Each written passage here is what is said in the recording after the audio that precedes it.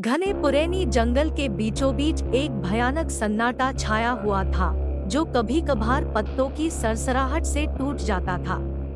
स्थानीय लोगों ने इसके काले इतिहास के बारे में कानाफूसी की, एक ऐसी जगह जहां लोग बिना किसी निशान के गायब हो गए थे।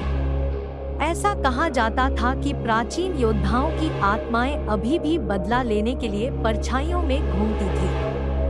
किंवदंतियों से प्रेरित साहसी दोस्तों के एक समूह ने जंगल के किनारे पर डेरा डालने का फैसला किया। जैसे ही रात हुई, एक सर्द कोहरा छा गया, जिसने चांदनी को निगल लिया।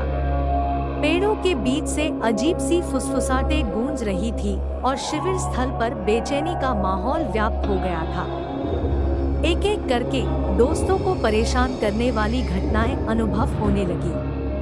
कदमों की आहट जो उनकी नहीं थी, परछाइयां जो स्वतंत्र रूप से चलती थी, और देखे जाने की भावना ने उनके विचारों को खत्म कर दिया।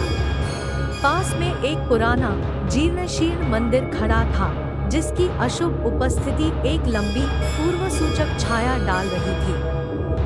जैसे जैसे डर ने अपनी पकड़ मजबूत की, समूह सुलझने लगा। उनका कभी अटूट बंधन व्यामोह के बोझ तले दब गया। एक मनहूस रात, एक खून जमा देने वाली चीख ने सन्नाटे को तोड़ दिया। उसके बाद एक भयावह सन्नाटा छा गया। जब भोर हुई तो केवल एक ही तंबू बचा था, जो भय की आभा से घिरा हुआ था। हताशा ने उत्तरजीवी को मंदिर का पता लगाने के लिए प्रेरित किया। अंदर उन्हें प्राचीन नक्काशी मिली, जिसमें एक भूली हुई लड़ाई और एक अशुभ चेतावनी को दर्शाया गया था। जंगल अपने रहस्यों की रक्षा दृढ़ इच्छा शक्ति से करता है। जैसे ही उन्हें सच्चाई का एहसास हुआ, उनकी रीढ़ में सिहरन दौड़ गई। जंगल शापित था, इसका अतीत रक्तपात से कलंकित था।